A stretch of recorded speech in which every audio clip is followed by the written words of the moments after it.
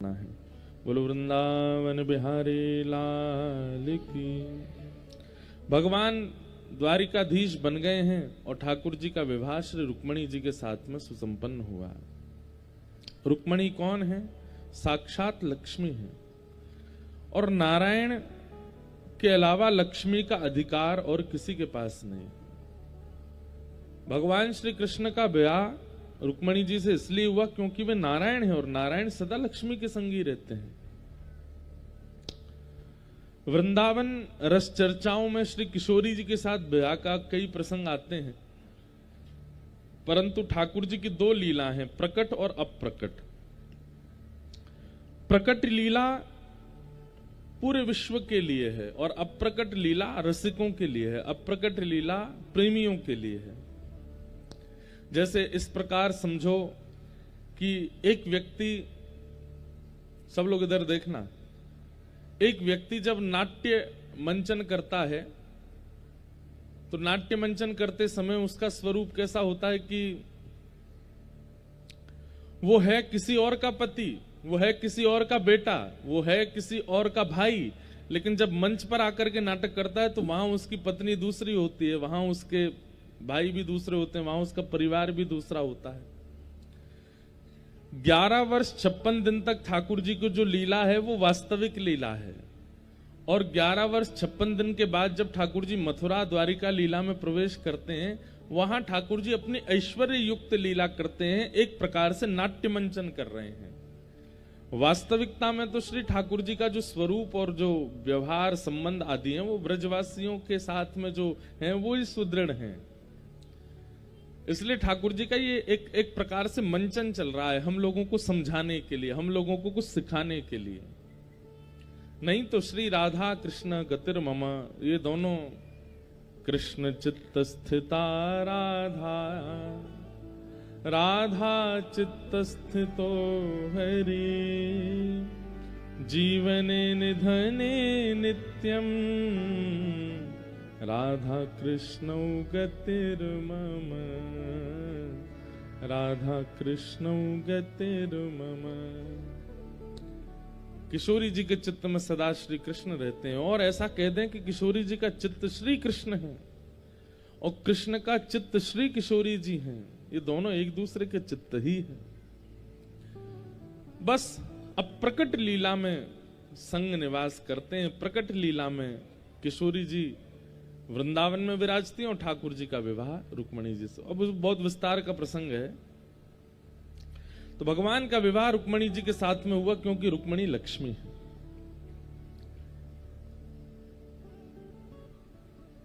दूसरा विवाह ठाकुर जी का जामवंत की पुत्री जामवती के साथ में हुआ। तीसरा विवाह ठाकुर जी का सत्राजित यादव की पुत्री सत्यभामा के साथ हुआ। चौथा विवाह हमारी वृंदावन की रस रानी श्री यमुना जी के साथ में हुआ, कालिंदी। और इस प्रकार भगवान के अष्ट प्रमुख ब्याह हुए। वास्तव में ठाकुर जी का ब्याह किन से हो रहा है? अष्टधा प्रकृति। बहुत ध्यान से सुनिएगा, ठाकुर जी का विवाह किन से हुआ? अष्टधा प्रकृति। पंच प्रकृति हमारे बाहर है और 4 प्रकृति हमारे भीतर है। कुल कितने हुई? 9। लेकिन हमारे भीतर की एक प्रकृति जो है वो ठाकुर जी का स्वरूप है। बहुत ध्यान से सुनो। बाहर की 5 प्रकृति सब जानते हैं, पृथ्वी, जल, अग्नि, वायु, आकाश। इन पंच तत्वों से ही हमारा शरीर बनता है। लेकिन इस शरीर को क्रियान्वित कराने वाली अंतःकरण चतुष्टय, 4 भीतर हमारे रहते हैं, मन, बुद्धि, चित्त और अहंकार। 5 प्रकृति ने शरीर तो बना दिया, लेकिन मन नहीं होगा तो ये शरीर काम नहीं करेगा, चित्त नहीं होगा तो ये शरीर काम नहीं करेगा, आत्मा नहीं होगी तो शरीर काम नहीं करेगा, बुद्धि नहीं होगी तो भी शरीर काम नहीं करेगा। और अहंकार, अहंकार का मतलब यहां पर अभिमान नहीं है, अहंकार का मतलब देहाभिमान है। जैसे प्यास लगती है, आप तुरंत पानी की खोज करके पानी पीते हो, यह देहाभिमान है। आपको नींद आती है, आप बिस्तर पर जाके सो जाते हो, भूख लगती है, भोजन करते हो। कुछ कुछ शरीर की जरूरतें जो हम पूरी करते हैं, इसको देहाभिमान कहते हैं, उस रूप में अहंकार। तो 5 प्रकृति हमारे बाहर है, पृथ्वी, अग्नि, जल, वायु, आकाश, और 4 प्रकृति हमारे अंदर है, मन, बुद्धि, चित्त और अहंकार। तो इसमें जो तीसरे नंबर वाली जो है भीतर की चित्त यानी कि आत्मा, वो परमात्मा का स्वरूप है। तो उनको यदि विलग किया जाए तो पंचभूत बाहर के और 3 प्रकृति हमारे अंदर की, ये अष्ट भगवान की प्रथम पत्नियां हैं। पृथ्वी, भगवान की 9 अष्ट पत्नियों में एक पत्नी सत्यभामा, वो भूमि का स्वरूप है। भगवान की एक पत्नी जल का स्वरूप है, यमुना जी।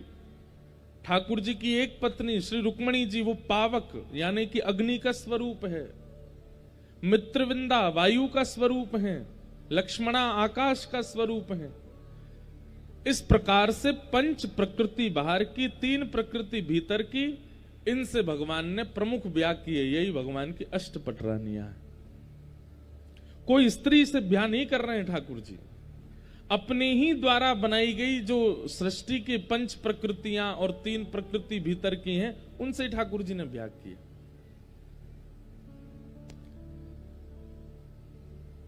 ये भगवान की अष्टपटरानियां, अष्टपटरानी। भौमासुर नाम का एक राक्षस था, उसने 16,000 कन्याओं को बंदी बना रखा था।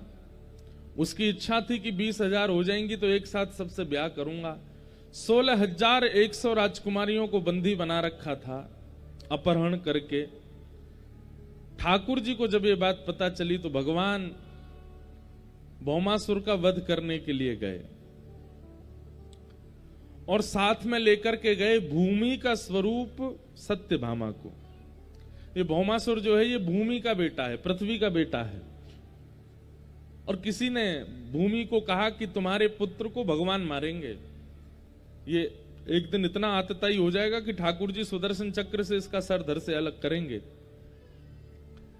तो भूमि ने जाकर के, भगवान की 2 पत्नी प्रमुख हैं, रमा और क्षमा। रमा यानी कि लक्ष्मी, क्षमा यानी कि पृथ्वी।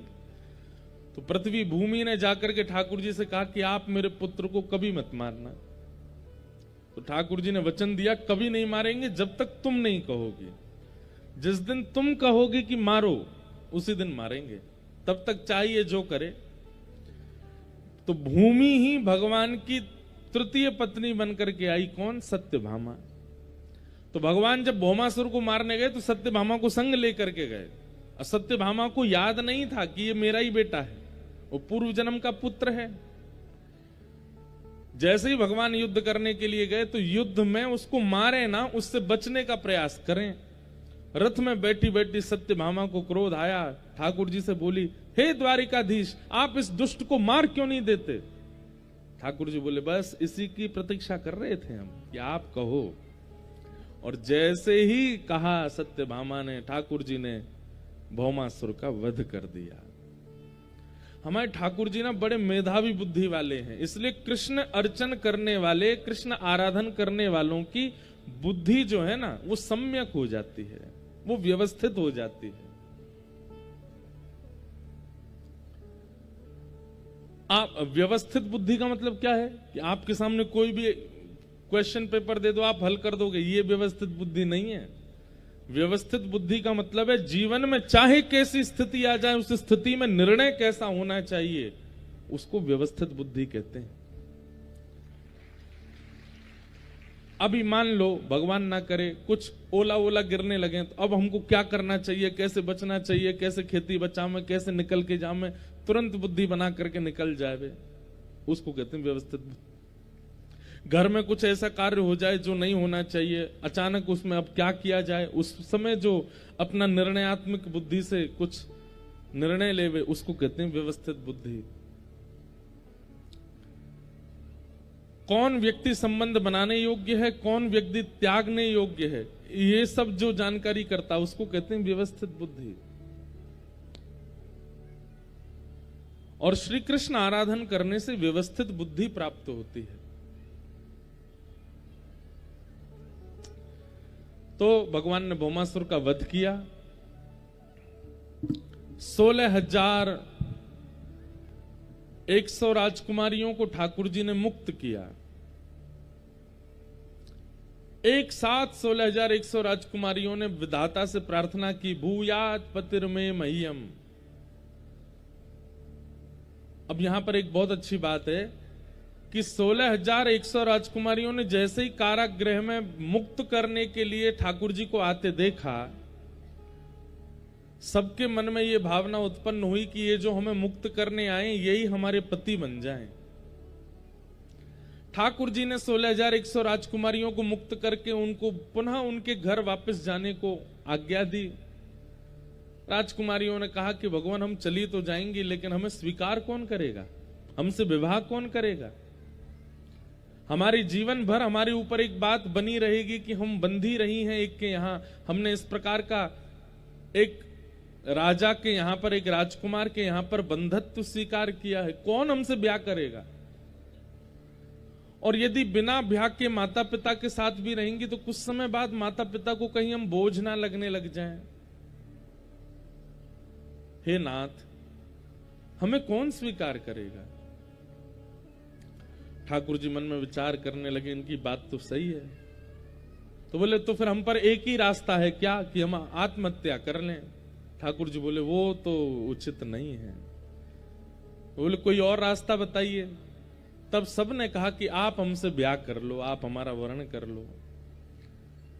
ठाकुर जी ने विचार तो किया कि भाई सब लोग कुछ भी बात बनाएंगे, लेकिन कर्तुम कर्तुम अन्यथा कर्तुम समर्थ ईश्वर। जो कोई नहीं कर सकता वो करने की सामर्थ्य जिसके पास है वो ईश्वर है। ठाकुर जी ने 16,100 राजकुमारियों से एक साथ ब्याह किया। और ठाकुर जी के कुल कितने ब्याह हो गए? 16,108। भगवान ने द्वारिका में 16,108 भवन बनाए और एक एक पत्नी को एक एक भवन प्रदान किया। आश्चर्य की बात यह है कि एक ही श्री कृष्ण, 16,108 पत्नियां हैं, पर ठाकुर जी एक एक पत्नी के साथ अलग अलग रूप में निवास करते हैं एक ही समय पे।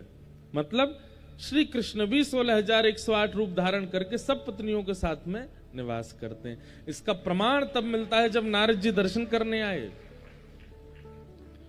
आजकल के हमारे भाई लोग, बहन लोग एक के अलावा अनेकों को अपना मान लेते हैं, एक के अलावा दो तीनों से अपना प्रेम भाव रखते हैं, और फिर कई बार कई बालक बोल देते हैं हम तो श्री कृष्ण के पद चिन्हों पे चल रहे हैं, उनने भी तो इतने सारे ब्याह किए, हम इतने तो नहीं कर रहे, 3-4 तो रख ही सकते हैं। लेकिन शर्त है कि ठाकुर जी की तरह रहो। ठाकुर जी जैसे 16,108 पत्नियों के साथ एक ही समय पर अलग अलग रूप में निवास करते हैं, आप में ये क्षमता हो तो करो, लेकिन आपकी क्षमता नहीं है तो श्री ठाकुर जी का नाम लेकर के इस प्रकार का व्यभिचार मत कीजिए। सदा एक के ही रहिए। इससे बड़ा ना कोई व्रत है, ना कोई तप है, ना कोई अनुष्ठान है। एक बार पाणी ग्रहण जब होता है अग्नि के समक्ष, माता पिता के समक्ष, ब्राह्मणों की वेद ध्वनि के साथ, तो जिसका हाथ थामा है उसके साथ रहिए, उसको सर्वस्व मानिए। ये पतियों के लिए भी है और पत्नियों के लिए भी है। अब रही बात कि फिर आजकल थोड़ा सा दैत्य स्वभाव उत्पन्न हो रहा है लोगों में, कलयुग आ रहा है ना, जैसे जैसे घोर कलयुग आएगा वैसे वैसे दैत्यता बढ़ती जाएगी, लोगों की राक्षसत्व बढ़ता जा रहा है, और उस राक्षसत्व के कारण गलत प्रकार का व्यवहार लोग कर रहे हैं आजकल अपने वैवाहिक संबंधों में। कई बार हमको कई माताओं के पत्र आते हैं, कई बहनों के पत्र आते हैं, बोले महाराज जी आप कहते हो एक ही के रहो, पर वो एक ही रोज पीता हो, रोज खाता हो, रोज मारता हो, रोज गंदा बोलता हो, रोज इस प्रकार का व्यवहार करता हो, वो भी सहे। देखिए एक बात सुनिएगा, पति का मतलब होता है रक्षक। पति का मतलब क्या होता है? जो रक्षा करे उसे पति कहते हैं। भगवान को जगतपति कहकर के पुकारा जाता, बोलो क्यों? पूरे विश्व की रक्षा करते हैं, इसलिए पति। अगर रक्षा का गुण उसके अंदर है तो ही तो वो पति है, लेकिन रक्षा का गुण नहीं है तो फिर वो काय बात का पति? वो तो वही बात हो गई कि साधु का चोला पहना है लेकिन साधु जैसा कोई व्यवहार नहीं है, ना वैसा बोली चाली, ना वैसा खान पान, ना वैसा रहन सहन, केवल साधु बने घूम रहे हैं रावण की तरह। चोला तो कोई भी पहन लेगा, इंस्पेक्टर की वर्दी तो कोई भी दर्जी से बनवा करके पहन करके अपने आप को सलाम करवा सकता है।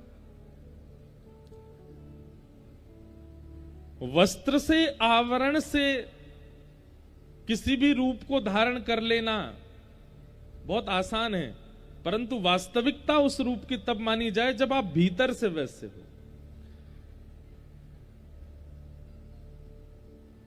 हम आपको बता नहीं सकते कैसी कैसी वेदना वाले पत्र आते हैं हमारे पास में, क्या क्या लोग करते हैं अपने अपने घरों में, पर हमें लगता है कि हम सार्वजनिक रूप से कैसे कह दें। इसलिए हम कहते हैं कि रक्षक का गुण है, रक्षा करता है।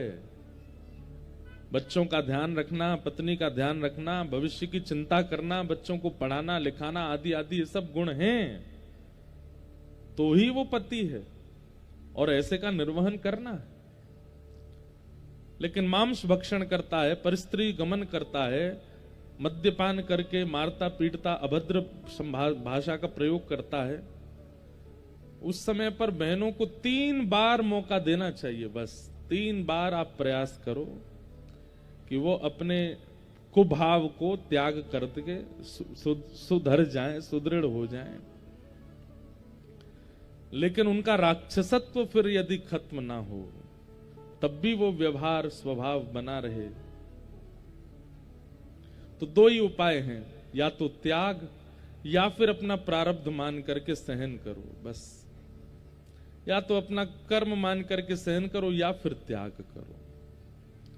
अन्यथा छोटी छोटी बातों पर किसी, अब आप लोग ज्यादा अनुभवी बैठे, हमारा तो हुआ नहीं अभी तक ब्याह, हमको ज्यादा पता नहीं, आपको ज्यादा पता होगा, लेकिन ऐसी बातों पर कोई बात नहीं थी, केवल एक सामान्य सी बात पर कई माताएं बहनों में, भाइयों में इसलिए द्वंद हो जाता है कि उन्होंने इच्छा प्रकट कर दी कि नहीं गांव छोड़ के शहर में रहो, शहर छोड़ के बड़े शहर में रहो, इनके साथ मत रहो।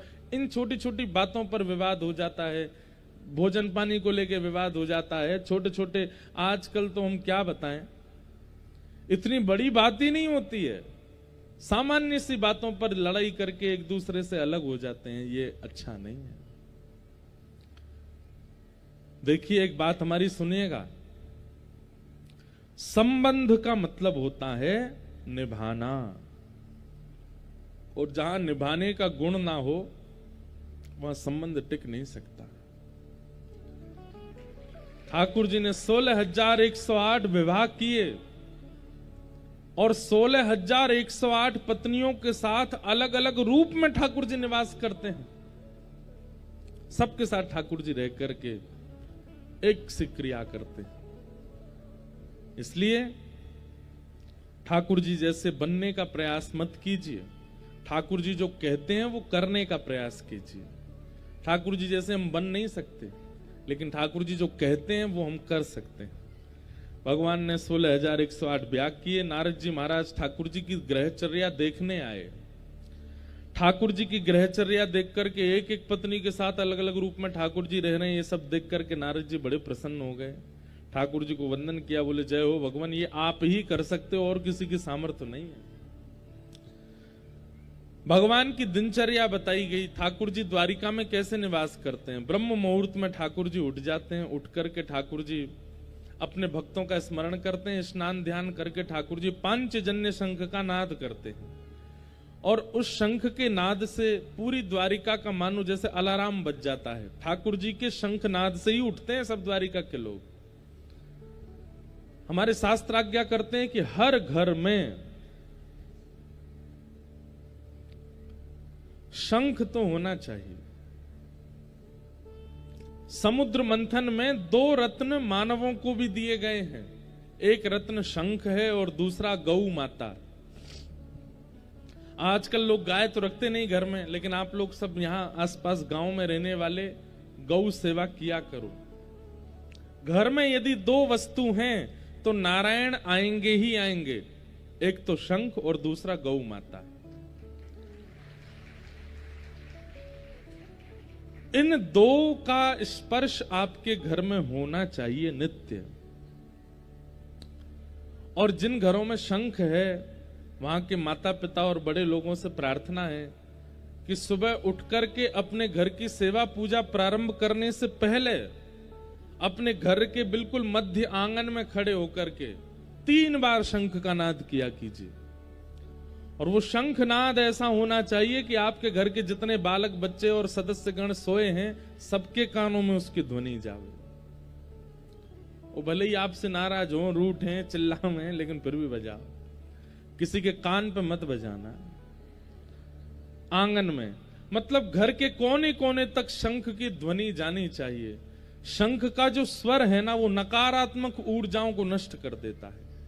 किसी की नजर लगी हो, किसी की अला बला लगी हो, किसी ने बुरी दृष्टि से देखा हो, या फिर किसी भी प्रकार की नकारात्मक ऊर्जा आपके घर में निवास कर रही होगी, नित्य ब्रह्म मुहूर्त में उठ के स्नान ध्यान करके आप अपनी घर की पूजा प्रारंभ करने से पहले शंखनाद करो। अब कई लोग कहते हैं स्त्रियां बजा सकती हैं कि नहीं, अब इसके कई शास्त्रीय प्रमाण तो होंगे, पर शंख नाद करने में जिस वायु का प्रयोग होता है, जिस ऊर्जा का प्रयोग होता है, जिस बल का प्रयोग होता है, वो बल यदि माताएं प्रयोग करेंगी तो उनको कालांतर में कष्ट हो सकता है। इसलिए भाइयों को ही शंखनाद करना चाहिए, और कोई इसमें बड़ी बात नहीं है। भाइयों को ही शंखनाद करना चाहिए। शंखनाद करने में क्योंकि जिस ऊर्जा का प्रयोग किया जाता है, भाई लोग पूरे दिन खाते पीते पड़े ही तो रहते हैं, क्या करो, इनसे थोड़ी मेहनत करवाओ, लो शंख बजवाओ, लो बजाओ। रोज सुबह सुबह शंख बजाया कीजिए। और संध्या में जब सूर्य और चंद्र दोनों मिलते हैं, सूर्यास्त होता है, चंद्रोदय होता है, रात्रि का संध्या बेला आती है, तब भी एक बार शंखनाद करना चाहिए। जब भी घर में आरती पूजन हो, कोई संत पधारें, कोई महापुरुष पधारें, कोई भक्त पधारें, तब भी शंखनाद होना चाहिए। कोई मंगल कार्य प्रारंभ होता हो, ब्याह होने वाला है, नई बहू घर आने वाली है, बालक का जन्म हुआ है, 100 वर पूरे हो गए हैं, उसके बाद भी शंखनाद करना चाहिए। शंखनाद बहुत बड़ी ऊर्जा है हम भारतीयों की, पर अब धीमे धीमे खत्म होती जा रही है। और दूसरी गौ सेवा। कहते तो ऐसा है कि मानव शरीर से प्रत्येक दिन, साल के 365 दिन कोई काम बने चाहे ना बने, पर शंख का स्पर्श और गौ का स्पर्श रोज होना चाहिए हमारे हाथों से। वो रत्न मिला है हमें समुद्र मंथन से, उसी से कल्याण हमारा निश्चित होगा। तो भगवान शंखनाद करते हैं, और शंखनाद पांचजन्य शंख की ध्वनि से पूरी द्वारिका नगरी उठ जाती है। भगवान की फिर दिनचर्या बताई, गौशाला जाते हैं, गौ सेवा करते हैं, लौट करके आके फिर बाल भोग पाते हैं, फिर अपनी स्वधर्मा सभा को संबोधित करते हैं, फिर राजभोग ठाकुर जी पा करके थोड़ी देर द्वारिका भ्रमण पर निकलते हैं। द्वारिका भ्रमण के बाद फिर शाम को आगंतुक लोगों से मिलते हैं, रात्रि का समय अपने परिवार को देते हैं, और रात्रि का प्रसाद सब परिवार जनों के साथ पाकर के ठाकुर जी विश्राम में जाते हैं। ये नित्य की दिनचर्या है ठाकुर जी की। ठाकुर जी की दिनचर्या का वर्णन किया गया। आगे राजसूय यज्ञ की कथा सुनाई गई, जहां पांडवों ने राजसूय यज्ञ किया, ठाकुर जी को निमंत्रित किया। भगवान राजसूय यज्ञ में जा ही रहे थे, तभी जरासंध के यहाँ 20,000 राजकुमार बंदी हैं, उसकी खबर भगवान को पड़ी। तो ठाकुर जी भीम और अर्जुन को संग लेकर के जरासंध के यहाँ गए, और जरासंध के साथ में भीम का युद्ध करवाया। ये वही जरासंध है जिसने 17 बार चढ़ाई की थी मथुरा पर, और भगवान 18वीं बार रण छोड़ करके भाग गए। ठाकुर जी ने जरासंध को क्यों नहीं मारा? क्योंकि जरासंध की मृत्यु किसी कारण से भीम के हाथों ही निश्चित थी, इसलिए ठाकुर जी ने उसको नहीं मारा। कई कारण आते हैं। दूसरा कारण कि भगवान पृथ्वी का भार हल्का करने आए थे, और जरासंध जितनी बार युद्ध करने के लिए मथुरा आया उतनी बार पृथ्वी के चुन चुन करके राक्षसों को लेकर के आया। तो ठाकुर जी ने विचार किया कि मथुरा में बैठे बैठे ही पृथ्वी का भार हल्का हो रहा है, हर बार इसको नहीं मारेंगे, पूरी सेना मार देंगे इसकी। वो बदले की भावना से फिर सेना लेके आता, ठाकुर जी फिर सेना मार देते, उसको छोड़ देते। इस प्रकार मथुरा में रह करके लाखों की तादाद में पृथ्वी के भार को हल्का किया ठाकुर, इसलिए जरासंध को छोड़ रहे थे। लेकिन अब जरासंध का समय आ चुका था। ठाकुर जी ने रूप बदला। बलराम, अर्जुन, भीम और ठाकुर